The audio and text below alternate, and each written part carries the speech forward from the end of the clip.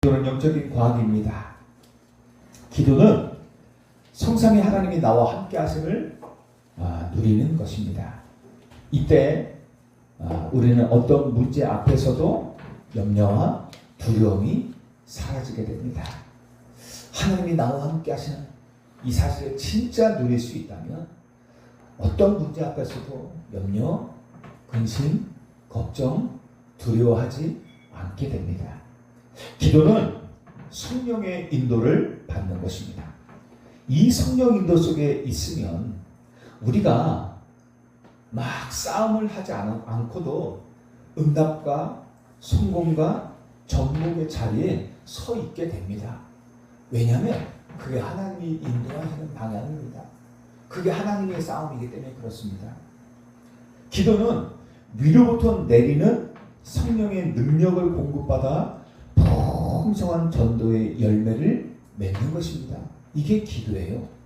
우리가 생각하고 있는 우리가 가진 문제들, 우리가 가진 어려움을, 우리가 가진 원하는 것들을 얻기 위해서 하나님께 달라 하는 것이 기도가 아니라 정말로 성령이 함께 하시는 임마누엘을 누리고 그분이 나의 삶을 인도하시는 성령의 인도를 누리고 그리고 오늘도 저와 여러분들의 모든 현장 속에 역사하시는 성령의 역사와 그 열매 맺는 풍성한 축복을 누리는 것입니다. 전도의 열매를 맺는 것입니다. 그런데요, 또 우리가 현장에 나가보면 이 사실을 가지고 현장에 나가보면 어떤 모습이 보이냐면은 교회에 다니지도 않는 불신자입니다. 그런데 나름대로 종교적인 열심을 갖고 있는 사람들이 있어요. 뭐 절에 다니든가 어디 천주교를 다니든가 어떤 다른 곳을 다니든지 종교적인 열심과 그리고 나름대로 어떤 그런 정성을 가지고 기도하는 사람들이 있어요. 그런데 사업이 잘 돼요. 그런데 병이 치유받아요. 자녀들이 잘 돼요. 그러니까 늘 오지 않겠습니까? 예수 안 믿어도 응답을 받았다는 사람들이 은근히 꽤 많아요. 그러니 지속해서 다니지 않겠습니까? 그런데 우리가 분명히 알아야 될 것이 있어요. 불신자의 기도와 하나님 자녀의 기도는 시작부터 달라요. 그리고 과정이 달라요. 그리고 그 결과가 완전히 달라지게 됩니다. 근데 그들이 말하는 특징이 뭐예요? 늘 육신적인 것이에요. 그들이 말하는 기도의 응답은 항상 육신적이야. 항상 그래요. 자, 그런데 시작과 과정과 결과가 완전히 달라요. 신자들과 하나님의 자녀의 기도는. 그래서 오늘 저와 여러분이 이 기도의 영적 사실을 진짜 바르게 깨닫고 홍천 복음화 이것을 넘어서 진짜 237과 5천정을 살릴 기도의 파수꾼으로 일어나는 축복의 시간 되시길 바랍니다. 첫 번째는요, 여러분들 불신자와 하나님 자녀의 기도를 좀 우리가 비교해 봐야 되잖아요. 어떻게 다릅니까? 세상의 모든 종교는 기도문이 있어요. 그리고 기도의 행위를 합니다. 어떤 미신을 섬기는 사람들은요, 정한수를 떠놓고 빌어요. 여러분들 예전에 어렸을 때 정한수 안 떠나보셨습니까? 저는요, 저희 할머님이 제가 어렸을 때 늘 정한수를 떠놓고 저 달님에게 빌었어요. 집 밖에 나가면은 이렇게 돌멩이 언덕이 있거든요. 그럼 거기에 정한수를 이렇게 그릇에 담아서 올려놓고요. 늘 하나님 빌었어요, 달님에게. 누구에게 빌린지 모르겠지만 어렸을 때 저도 그렇게 옆에서 했거든요. 그러니까 미신을 믿는 사람들. 저희 할머니는 산신을 믿으셨거든요. 제가 알기로는. 그래서 저는 항상 절에 가면은 늘 어디가 마음에 담기느냐? 산신각이 마음에 담겨요. 그래서 늘 가장 먼저 가는 곳도 산신각이 그랬었거든요. 어쨌든 이렇게 정한수를 떠놓고 빌기도 해요. 어떤 이들은 거대한 큰 바위, 그리고 오래된 나무, 크고 오래된 나무, 뭐 송황강이라고 얘기하고 막 그러잖아요. 그리고 심지어는 종이, 그리고 종이나 그림, 인간의 손으로 만든 우상 앞에 절을 하고 공을 들이기도 한단 말입니다. 근데 왜 그렇게 써요?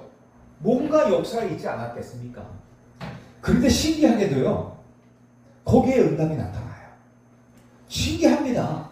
거기에 응답이 나타나요. 예전에 제가 신학교를 다니고 있었을 때, 여기 알테스 말고 그 이전에 제가 신학교를 한 5년 다녔거든요. 거기 신학교를 다니고 있었을 때 어떤 소문이 들었냐면은, 한 마을에 큰 나무를 뽑으려고 하는데, 그것을 뽑으려고 드는 기사들마다 죽어나가는 거예요. 그 마을을 뭐 지켜왔던지 어떤 그런 일이 있겠죠. 나중에는요, 기사들이, 그 포크레인 있는 그 기사들이 그걸 뽑지 않으려고 한대요. 그래가지고 거기가 어디냐, 우리는. 거기가 어디냐. 가자, 우리가. 막 이런 얘기까지 했는데, 그런 역사가 있단 말입니다. 능력이 나타나기도 해요. 여러분들 타종교의 지도자들 아시잖아요. 옛날 이단의 종교들, 이러면 교주들, 이런 사람들은요, 은근히 권능이 있어요. 말의 권능이 있던가, 어떤 기적을 나타내든가, 이런 타종교의 어떤 그 지도자들에게도요, 신접한 권능이 나타나요. 귀신이 역사죠. 신접한 권능이 나타나는 경우도 있단 말입니다. 그런데요, 그 모든 사실에 대해서 성경은 우리에게 이렇게 말씀하고 있습니다. 고린도전서 10장 20절에 보면, 무릇 이방인이 제사하는 것은 귀신에게 하는 것이요 하나님께 제사하는 것이 아니니 나는 너희가 귀신과 교제하는 자가 되기를 원하지 아니하노라 라고 말씀해요. 마태복음 24장 11절에는 거짓 선지자가 많이 일어나 마지막 때에 일어날 일들에 대해서 제자들이 예수님께 물었어요. 그때 여러 가지 얘기하시면서 또 예수님이 이 얘기를 하신 거예요. 그때는 거짓 선지자가 많이 일어나 많은 사람을 미혹하겠다라고 말을 합니다. 그래서요, 지금도 뭐 예전부터 내가 그리스도라, 내가 하나님이다, 뭐 내가 길이다, 얼마나 많이, 지금도 그 있잖아요. 근데 그게 종교화 돼가지고 지금 믿고 있잖아요. 뭐 하나님 어머님이 나오진 않나? 별일이 많습니다. 결론부터 말씀드리면, 불신자가 기도해서 받는 응답은 사탄과 그 졸개인 귀신이 주는 틀린 응답입니다. 나중에요, 더 큰 문제를 가져다 주게 됩니다. 사탄과 귀신은 원래 인간에게 축복을 주는 존재가 아니에요. 인간에게 주는 것은 저주, 그리고 멸망밖에 주지 않습니다. 근데요, 불신자들은 그걸 모르니까 무조건 누구에게서나 아무에게서나 어쨌든 뭐 나무든 돌이든 동물이든 종이든 뭐 어디 가서나 내가 기도해서 응답만 받으면 좋대요. 목적만 이루면 나중에 어떻게 되는 거 상관없대. 지금 내가 응답 받아야 되는데 나중에 어떻게 되는지 뭐 상관없다. 그런 말을 합니다. 그러니까 그게 성공인 줄 알아요. 그게 성공인 줄 알아요. 여러분들, 사기꾼이 잠시 베푸는 호의가 진짜가 아니잖아요. 여러분들, 사기꾼 어떻게 치는지 아시잖아요. 처음에요, 나를 잘 대해줘요. 얼마나 인상도 좋고 말도 잘하고, 내가 부족하거나 내가 뭔가 도움이 필요하면 얼마나 잘 도와주고 힘이 돼주고 뭔가 뭐 맛있는 것도 사주고 얼마나 잘했는지 몰라요. 그런데요, 그러다가 혼을 빼놔요. 마음을 확 사로잡아 버려요. 그러다 나중에 이 사람을 확 이제 믿는 사건이 생긴단 말입니다. 이게 좀 꾸준하게 있어요. 그러면 믿어져요. 이 사람은 뭔지 모르게 믿음이 가. 그런데 나중에 이 사기꾼이 더 큰 것, 더 많은 것을 이제 요구하고 빼앗기게 되죠. 근데 우리가 그걸 속려하지만 자기가 당해보지 않으면 몰라. 자기가 당해보지 않으면 그 사기꾼을 몰라요. 당사자는 진짜 믿을만한 사람이야. 왜? 그동안 봤기 때문에. 몇 달 봐왔거든. 돈도 잘 갚고 사람 너무 좋아. 주변 사람들을 물어봐도요. 이 사람 인격이 너무 좋아. 싸우지도 않고 잘 도와주고 다 그래. 그런데 문제는 뭐냐면 그 안에 검은 속내를 절대 내놓지 않는 것이죠. 그러다 어느 날 이 사람이 좀 내게 넘어왔다 싶으면 그때부터 이제 자 하는 거죠. 뭐 여러분들 그 사기꾼의 모습들 다 아시지 않습니까? 응? 그렇게 사기꾼은 우리에게 잠시 베푸는 호의가 진짜가 아니고 나중에 더 많은 것을 빼앗아 가듯이 사탄이 주는 틀린 응답은요. 지금 내게는 좋은 응답처럼 보이지만 결국 내 인생을 완전히 저주와 멸망으로 끌고 가는 덫입니다. 덫. 그래서 정말 중요한 것입니다. 반면에요. 하나님의 자녀가 기도할 때 하나님은 세 가지 방식으로 완벽하게 응답하세요. 여러분들 이거 지식으로 들으면 안 됩니다. 이번 한 주간에 하나님은 우리에게 응답하시고자 하시거든. 응답하시고자 하시는 하나님이 우리에게 기도에 대해서 알려주고 있는 것입니다. 이번 한 주간 우리가 기도해야 될 거 아니에요. 여러분의 현장에서 응답받아야 될 거 아닙니까? 근데 하나님이 말씀을 하시는 겁니다. 기도는 영적인 과학이다. 틀림없이 응답되는 과학이라는 거예요. 근데 불신자와 같이 속지 말라는 거예요. 그래서 하나님의 자녀는 내가 어떻게 응답하시느냐? 즉시 응답하겠다는 거예요. 몇 가지 방식이 있어요. 우리가 기도한 대로 하나님은 곧바로 주시는 경우가 가장 많아요. 왜냐 여러분들 아시잖아요. 늘 급할 때 우리가 기도하거든요. 평상시 기도하는 건 괜찮은데 늘 급할 때 기도해. 네? 그러니 응답 안 할 수가 없어요. 근데 그거는 늘 급하니까는 멀리 보지 못해요. 늘 눈앞에만 보고 기도하는 거는 더 미래 것들이 안 보여지는 거예요. 물론 하나님의 시간표와 맞아서 주시는 응답도 많습니다. 어쨌든 즉시 응답하시는 경우가 가장 많아요. 그리고 무응답도 여러분들 응답입니다. 부모가 자녀에게 해로운 것을 주겠습니까? 오늘 말씀처럼 아들이 떡을 달라 하는데 돈을 주고 고기를 달라 하는데 정과를 줄 사람은 누가 있겠습니까? 그리고 반대로 자식이 악한 것을 요구하고 지금 전혀 시간표가 되지 않는 요 꼬맹이 7살짜리가 자전거를 이제 세발 자전거를 타고 놀아야 될 아이가 아빠 저 뒤에 지나간 차가 너무 멋있다. 저 차 사줘 이러면 사줄 부모가 누가 있겠습니까? 마찬가지로 불필요한 것이나 손해볼 것들은 부모 절대로 안 줍니다. 왜? 자녀를 사랑하기 때문에. 그렇듯이 하나님이 우리의 기도에 응답하시지 않는 그 자체, 거절하는 것 그 자체가 우리를 향한 완벽한 보호이고 축복입니다.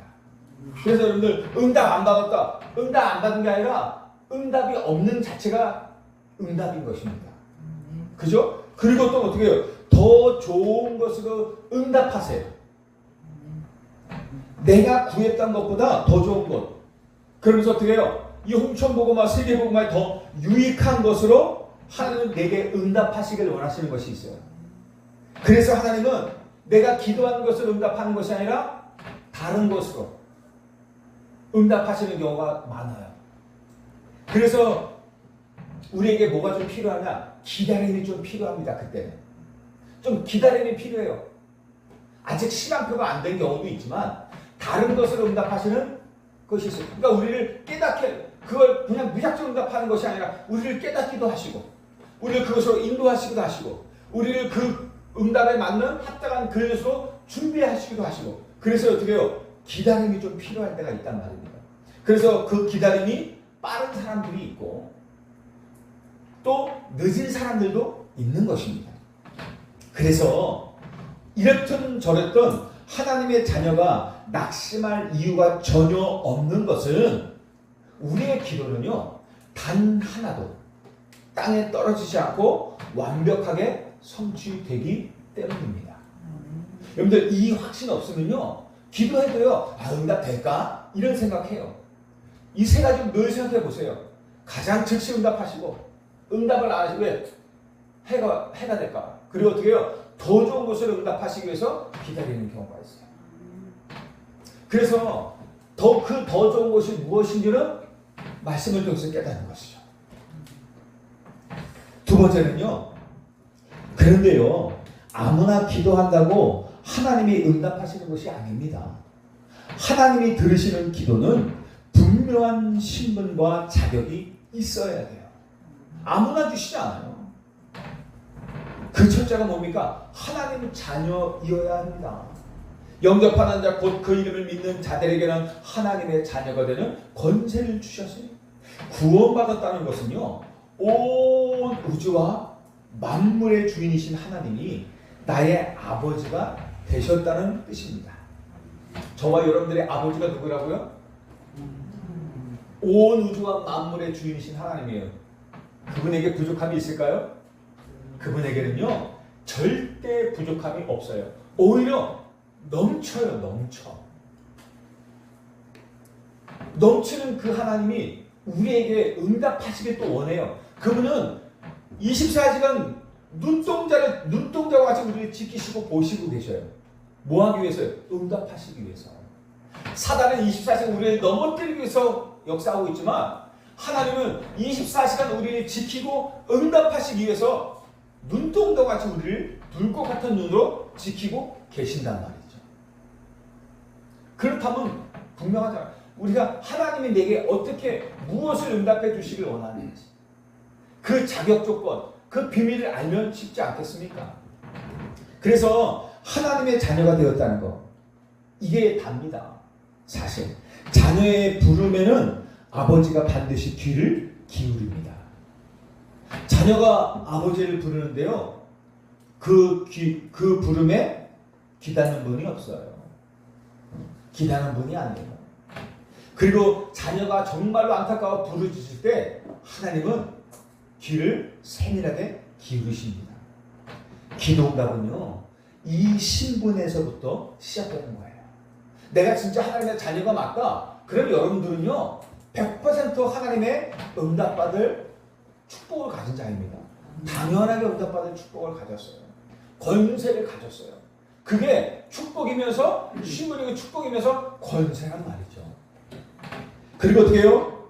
오직 예수 그리스도 이름으로 기도해야 됩니다. 아니 우리 아버지가 하나님 아닙니까? 그 하나님께서 우리에게 주신 이름이 예수 그리스도예요. 지금까지는 요한복음 16장 24절에 지금까지는 너희가 내 이름으로 아무것도 구하지 아니하였으나 구하라 그리하면 받으리니 너희 기쁨이 충만하리라 말씀합니다. 죄인된 인간은 스스로 하나님께 나아갈 수 없고 요구할 수가 없어요. 당연하지 않겠습니까?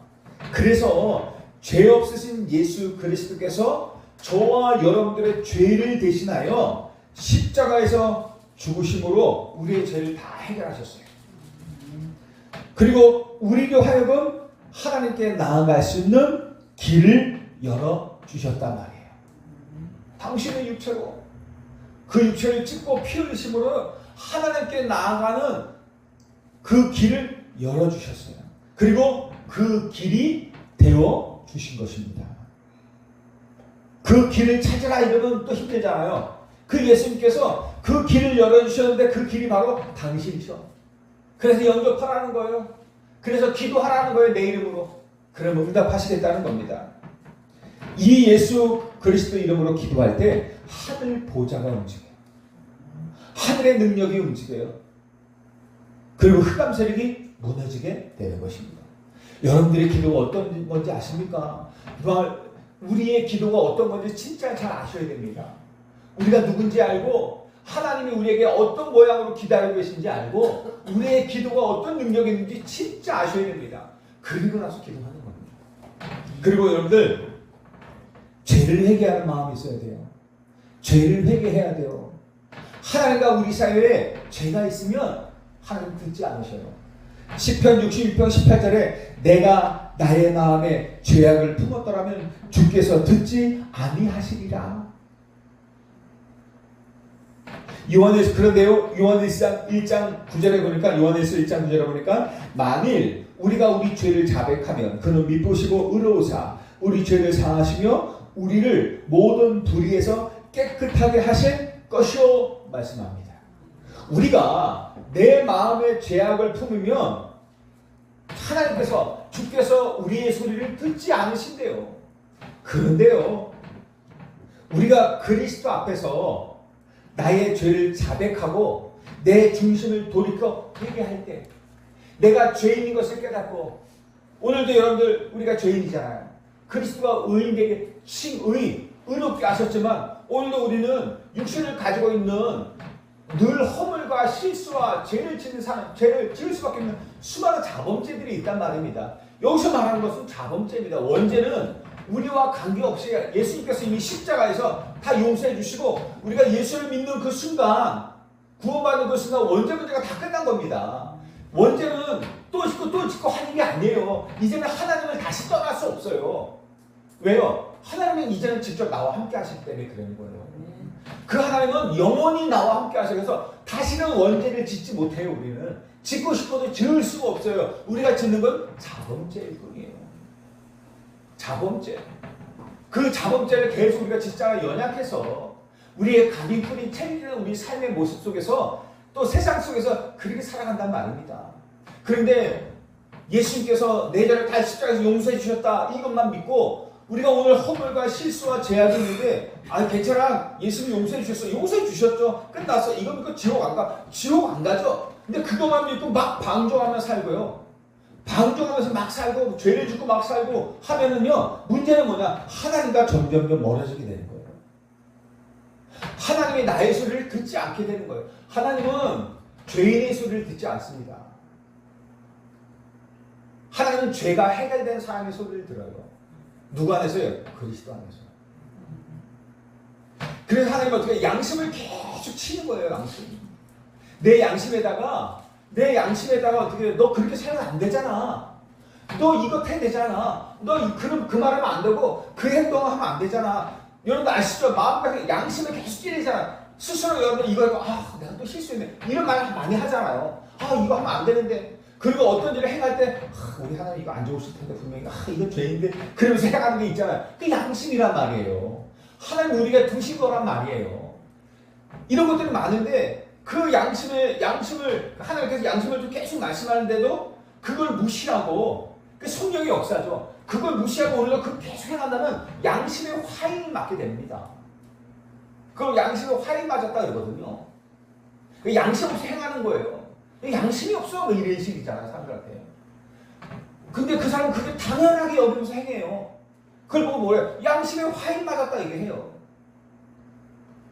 그래서 어떻게 해요? 그러면 하나님과 점점 멀어지는 거예요. 그런 사람이 하나님께 나아가겠습니까?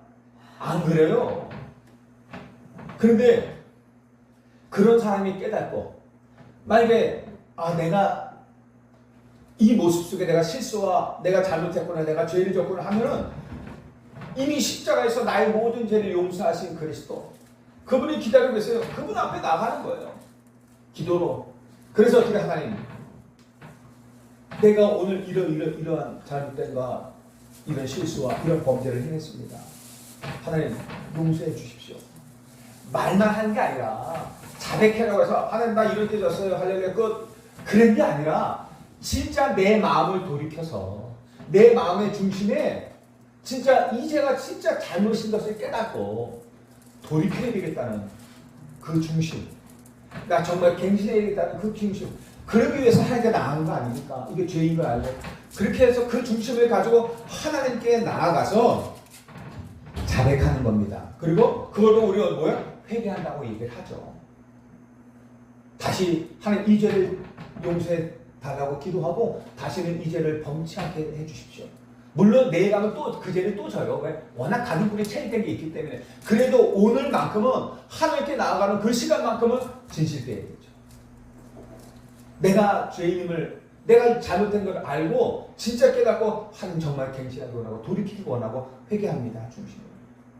그 중심을 가지고 하나님께 나아갈 때 하나님은요 용서하게 됩니다. 오늘 요한일서 1장 9절처럼 내가 회개할 때 하나님은 나의 죄를 깨끗하게 하시고 응답하십니다. 그 죄를 기억도 아니하신다 그랬어요. 하나님은 자녀가 회개할 때 심판 대신 은혜를 베푸시는 사랑의 하나님이셔요. 아, 나 같은 자가 하나님께 나아갈 수 있을까? 아, 내가 하나님 내게 주신 사랑이 얼마나 큰데, 하나님께서 내게 주시는 은혜가 너무 큰데, 그거 그렇게 바꾸도 내가 이런 나쁜 내가 이런 삶을 살았는데, 나는 진짜 악하고 나는 정말 죄인인데, 아, 하나님께 미안해서 어떻게 하지? 하나님께 어떻게 이 양심을 가지고 갈 수 있을까? 내가 정말 조금이라도 착한 짓을 하고 가야 되는데, 그게 안 된다는 거 아니에요. 그런 마음이 있을 때 하나님께 나아가는 거예요. 하나님. 그런 마음이 있을 때 나가는 거예요. 그때 정말 내가 연약함 말고 죄인 말고 하나님께 나아가서 하나님께 기도하는 겁니다.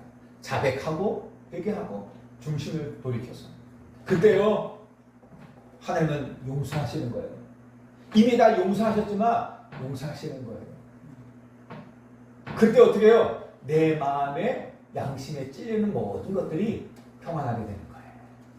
그동안에 하나님 없이 하나님께 구하지 않고 늘 마음에 화해만 있던 그 양심, 양심은 계속 나를 누르거든요. 내게 계속 알려주거든요. 언제까지? 회개할 때까지, 돌이킬 때까지. 그래서 어떻게 해요? 하나님께 나아가 정말 기도하고 내놓을 때 하나님은 그걸 용서하시는 거예요. 그때 마음의 평안을 얻어요. 그때 그 찔렸던 마음 양심에 그 화인 맞은 양심이 또 은혜를 받게 되는 것입니다. 평안을 얻고 안식을 얻게 됩니다. 그래서 너무 중요하죠. 늘 회개, 늘 자백하고 회개하는 거. 그때 빨리 해야 돼요. 몰아서 한꺼번에 몰아서 하지 말고 내가 실수했다가 하나님께 하나님 또 잘못했네요. 죄송합니다. 용서해 주세요. 갱신하게 해주세요. 그때마다 하는 게 제일 빨라요. 한 며칠 몰아서 하고 그러지 마시고 몇 년 몰아서 해야지 그러지 마시고 그때 하나님을 바라보고 정말로 기도하면 되는 것입니다. 그리고요 여러분들 믿음이 있어야 돼요. 그리고 낙심치 않는 인내가 있어야 돼요. 왜? 응답은 기다림이 필요하다 그러잖아요. 기다림이 필요할 때가 있단 말이에요.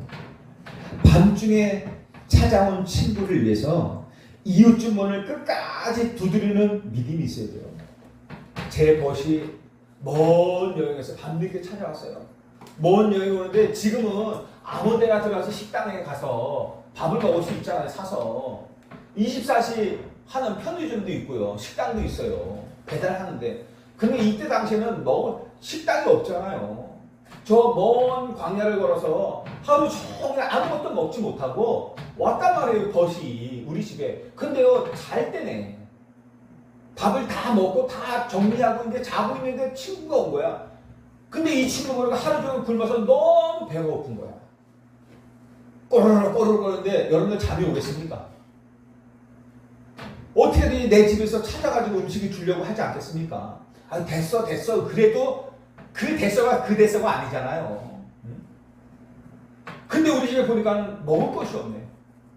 근데 가만히 생각해 보니까 아까 저녁 때 우리 옆집에 내 벗이 있는데 그 집에 떡이 남겨주고 있고 떡을 먹었는데 저녁을 먹었는데 떡이 좀 남은 게 있는 걸 내가 봐라. 그러니까 어떻게 해요? 그 벗에게 잠깐 기다릴 거예요. 그 옆집 벗에게 가는 겁니다. 그래서 문을 두드리는 겁니다. 왜 두드려? 나 먹을 것 좀 줘. 내 친구가 멀리서부터 왔는데 배가 너무 고파 지금 죽을 지경이야.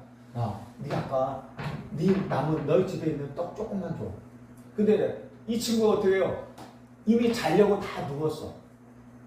떡 없다는 소리는 안 해요. 그죠? 떡 없다는 소리 안 해. 이미 다 끝났고 이미 자려고 다 우리 누웠어. 그러니까는 못 주겠어. 그러니까 이 친구가 그래 알았어 갈게 이게 아니라 무조건 두드리는 거예요. 언제까지요? 줄 때까지. 그러니까 누워있는 친구가 어떻게 해요? 내가 이 친구에게 이 떡을 주지 않으면 밤새도록 줄 때까지 두드려서 잠도 못 자게 말고 나만 못 자는 게 아니라 우리 식구 다 못 자게 만들 것 같아. 그러니까 어떻게 해요? 성경에 말하되 벗됨으로 인하여서는 떡을 주지 않을지라도 계속 두드리는 그 간절함 그리고 잠 못 자요. 내 손에 그것으로 인해서는 어떻게 해요? 떡을 줄 것이다. 그래서 떡을 주는 거예요. 그런 믿음 포기하자. 끝까지 어떻게 끝까지 기도하겠습니까? 있는 줄 알거든. 여러분 하나님 앞에는요 다 있어요. 우리 하나님 앞에는요 다 있어요. 그러니까 끝까지 하는 거예요. 끝까지 그분에게 있으니까. 그리고 어떻게 해요? 불의한 재판장 앞에서도 낙심하지 않고 구하는 과부의 인내가 필요해요. 과부가 억울한 일을 당했어요. 여러분 과부 힘 없어요. 과부, 고아, 그리고 거지, 이 3대가 제일 낮은 거예요. 누구도 도울 사람이 없어요. 이 과부를. 억울한 일을 당했어요. 그런데 이 억울한 일을 당했는데 아무도 나를 도와주지 않아요. 아무도 도와줄 사람이 없어요. 노바디야. 그래서 어떻게 방법은 하나밖에 없어. 재판장이 이 억울한 누명을 해결해 주는 건데, 재판장에서 가서 말을 했더니만 재판장은 악한 재판장이야. 불의한 재판장이 뭔가 돈 받고 일해준다 이거죠. 돈 받고 일해주고, 응? 그리고 어떻게 해요? 또 권력 있는 사람들 편에 서가지고 또 한다 이거죠. 이 재판장이 안 돼. 시간 없어.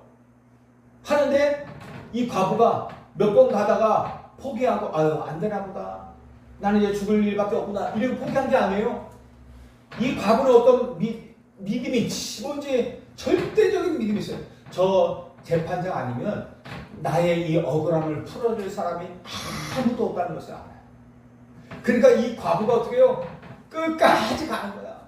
밥을 먹을 때 찾아가 재판장님 내 억울한 원한을 풀어주셔서, 친구랑 만나고 차 한잔 마시고 술 한잔 먹고 있는데 거기까지 찾아와서 무릎 꿇고 억울한 누명을 벗겨주세요. 울면서 그 잔치집에 갔는데 거기 찾아와서 그게 뭐가 되겠습니까? 잠을 자고 있는데 거기까지 찾아와서 내 억울한 누명을 쓰셨어. 화장실에 가서 응가하고 있는데 거기까지 해서 재판장이 살겠습니까 여러분들은? 그리고 어떻게 해요? 내가 돈도 안 되고 하나님도 무서워하지 않고 사람도 내가 무시하는데 왜 재판장이 권세가 있으니까 내가 이 과부 여자의 소원은 반드시 들어주니까 왜? 못 견디겠거든. 도저히 이 사람을 응답해 주지 않으면 이 사람의 문제를 해결해 주지 않으면 내가 도저히 살 수가 없을 것 같아. 그렇다고 과부를 죽일 수 없잖아요. 그러니까 어떻게 해요? 내가 다른 것으로 응답 안 해줘도 이 과부의 그 간절함 때문에 내가 응답해 줘야 됩니다. 그렇게 하는 거예요. 그 간절함 끝까지 가는 거예요. 여러분들 낙심하지 않는 포기하지 않고 낙심하지 않는 그 믿음. 왜 이 말을 하겠습니까? 우리 하나님이 왜 이 두 예화를 들겠습니까? 반드시 응답하신다는 거죠. 낙심하지 말라는 거죠. 우리가 기도할 때 오래 걸리고 낙심할 때 많잖아요. 응답 안 해주시나 보다. 아니에요. 낙심하지 말아요. 반드시 응답하신대요. 아까 세 가지 기도 응답 얘기했잖아요. 기다리시는 거예요. 왜? 더 좋은 걸 주시기 위해서. 그런데 이렇게 말씀하세요. 인자가 올 때 18장 8절에 인자가 올 때 세상에서 믿음을 보겠느냐? 중간에 다 포기하는 거예요. 안 되나 보다 하고 다 끝나는 거예요. 조금 하다 보니까 안 돼. 힘들고도 안 되니까 다 내려놓는 거예요. 아유 하나님 없나 보다. 내게 응답 안 해주는 거다. 그냥 아유 교회 다니기 귀찮고 이렇게 내는 거라. 인자가 올 때 세상에서 믿음을 보겠느냐 하신 주님의 말씀처럼 창조자 하나님의 능력을 믿고 끝까지 포기하지 않는 믿음의 사람을 통해서 하나님은 반드시 역사하십니다. 포기하지 마시기 바랍니다. 포기하지 마세요. 평안과 확신으로 하나님은 이럴 때 응답하세요. 하나님이 주시는 기도의 첫 번째 응답은 우리의 환경을 바꾸는 게 아닙니다. 가장 첫 번째 응답은 환경을 바꾸시기 전에 먼저 우리의 마음과 생각에 평안과 확신을 주십니다. 그래서 어떻게 해요? 여러분들 환경보다 내 영혼이 먼저 살아나는 것이 진짜 응답이에요. 아시죠? 내 영혼이 살아나는 것이 진짜 응답이라니까요. 아버지 이 환경을 좀 해결해 주세요. 이게 응답이 아니라 내 영혼이 먼저 살아야 된다니까. 그러니까 여러분들 기도 속에서 말씀과 예배 속에서 영혼이 먼저 살아야 돼요. 응답받기 위해서 예배 드리는 게 아니잖아요. 여러분들 응답받기 위해서 여러분들 응답을 위해서 기도하지만 우리가 살게보고 말하는다. 중요한 것은 여러분들 영혼이 살고 여러분들 마음과 생각이 평화와 확신을 얻고 여러분들이 사는 게 응답이 먼저예요. 그리고 나서 하나님은 지혜를 주시고 응답하시는 겁니다. 환경은 이렇게 되면 자연스럽게 바뀌어져요. 마음과 생각의 평화는 이미 응답이 온 거란 말이에요.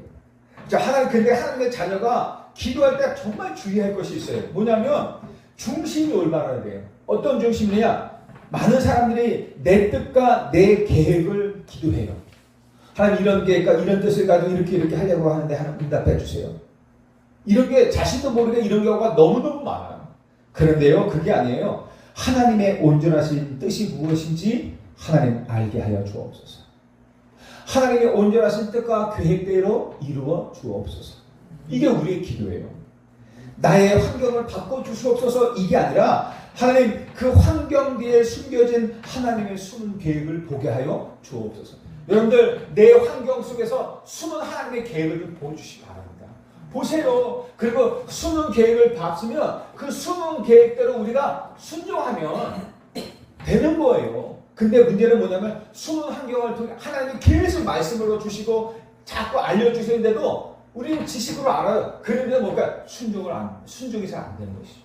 이게 잘 안 돼. 왜? 힘이 없으니까. 그래서 먼저 힘을 얻는 게 너무 중요한 거예요. 너무 중요해요. 자, 원수 갚는 마음이 아니라 상대를 용서하는 마음으로 나를 하나님의 절대 계획에 복종시키고 순종하려는 중심으로 기도하는 것입니다.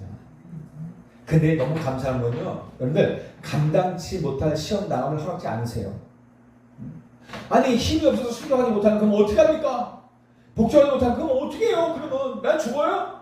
그때까지? 그게 아니라 왜 이 환경을 그냥 두시냐? 감당할 수 있다는 겁니다. 하나님은 나에게 감당할 만한 환경만 주시는 거예요. 나는 못해요 라고 하는 것 같다 하지만 하나님은 그것을 감당하게 하십니다. 그러면서 뭐라 그래요? 감당치 못할 시험 받을 즈음에 어떻게 해요? 피할 길도 내신다고 약속하고 있어요. 여러분들 그 말씀을 믿어보세요. 내게 환경이 없어지지 않는다. 감당할 수 있다는 얘기예요. 그럼 어떻게 해요? 하나님 숨은 계획을 자꾸 기도 바꿔야죠. 그리고 어떻게 해요? 내가 정말 이거 너무 도저히 못 찾겠습니다. 너무 힘든 내가 못 찾아 죽은 것 같아도 하나님은요 바꾸셔요. 그 환경을 피할 길을 또 내어 주십니다. 그러니까 아무 걱정하지 마세요. 그러니까 하나님을 믿으세요. 그러면 됩니다. 결론입니다. 여러분들 기도는 영적 과학입니다. 기도는 반드시 응답되는 영적 과학이에요. 과학은 여러분들 거짓말하지 않습니다. 과학은 이론은 론은 창조론 진화론 이렇게 될 것이다. 이렇게 됐을 것이다. 이렇게 창조론은 과학인데 세상 사람들은 창조론 과학이라고 얘기 안 하죠. 근데 우리 그 사람들은 진화론을 믿죠. 근데 론이야 론. 과학적인 사실이 아니라 론이야. 이랬을 것이다. 저랬을 것이다. 그랬을 것이다. 그래서 어떻게 해요? 그 이론을 딱 만들어 놓고 그것을 찾아다니잖아요. 그게 이론의 과학이 아니에요. 근데 과학은 반드시 똑같아요. 100번이면 100번, 1000번이면 1000번, 10,000번의 일이 있으면 똑같이 일어나요. 여러분들 위에서 물체가 놓아지면 어떤 일이 벌어져요? 물체가 놓아지면 어떻게 해요? 무조건 밑으로 떨어져요. 이거 100번, 1000번, 10,000번 이런 건 평생을 떨어뜨려도 무조건 밑으로 떨어져. 근데 이렇게 났는데 위로 쭉 올라가는 거 봤어요? 왜? 우리 지금 중력이 있으니까 밑으로 떨어진다고요. 왜 이렇게 밑으로 떨어지는데 갑자기 이게 떨어지다 이렇게 떨어지지 않고 갑자기 옆으로 쭉 가다가 이렇게 떨어져요? 안 그래요. 이걸 보고 과학이라는 거예요. 근데 기도는 영적인 과학이에요. 우리가 기도할 때마다 100번이고 1000번이고 10,000번이고 10,000번이고 똑같은 역사가 일어나는 거예요. 똑같은 역사가 일어나요. 결과가 똑같아요. 우리가 오직 예수 그리스도 이름으로 기도할 때 영계에서는 엄청난 영적인 과학적 사실이 일어나요. 성령께서 역사하십니다. 우리가 기도할 때 시공간을 초월하여 성령이 역사하세요. 오늘 말씀하셨잖아요. 11장에. 하나님의 능력의 천사들이 동원되어져요. 주의 성령이 역사하실 때 눈에 보이지 않는 하나님의 능력의 천사들이 동원되어져서 하나님의 말씀을 성취하고 우리의 기도를 보좌로 상달해 가면서 영적 전쟁의 현장에 파송되어서 그 영적 전쟁을 수행하는 것입니다. 이게 우리가 기도할 때 일어나는 어마어마한 영적 사실이에요. 영적 과학이란 말입니다. 그리고 어떻게 해요? 이때부터 그 현장을 장악하고 있던 흑암과 악령의 세력들이 결박당하고 쫓겨나가는 것입니다. 그때부터 주위의 환경이 변하고 현장의 상황이 바뀌기 시작합니다. 흑암이 떠난 결박되니까요. 뿐만 아니라 사도행전 10장의 고넬료와 베드로처럼 응답의 사람을 정확하게 만나게 하셔요. 이 비밀을 안다면 우리는 낙심할 것도 조급해할 것도 없지 않겠습니까? 여러분들, 영적인 과학입니다. 우리가 기도할 때 100번, 1000번, 10,000번 이런 일이 동일하게 일어납니다. 아셨죠? 그래서 영적인 과학에 영적 사실이 과학이란 말입니다. 기도란 말에 하나님이 우리가 기도할 때 이렇게 영적 사실을, 이 어마어마한 영적 사실이 일어나는 것들을 지금 알려주고 있잖아요. 기도하라고, 낙심하지 말라고, 포기하지 말라고. 예를 들어서 빠지 마세요. 포기하지 마. 낙심하지 마. 내가 응답할 거야. 걱정하지 마. 네가 기도할 때 이 하늘에서는 주의 성령이 역사하고 주의 사자가 동원되고 흑암의 거세가 꺾이고 환경이 변하는 일들이 변할 거야. 걱정하지 마. 그러니까 포기하지 말라는 것입니다. 한 주간 우리의 방향은 명확합니다.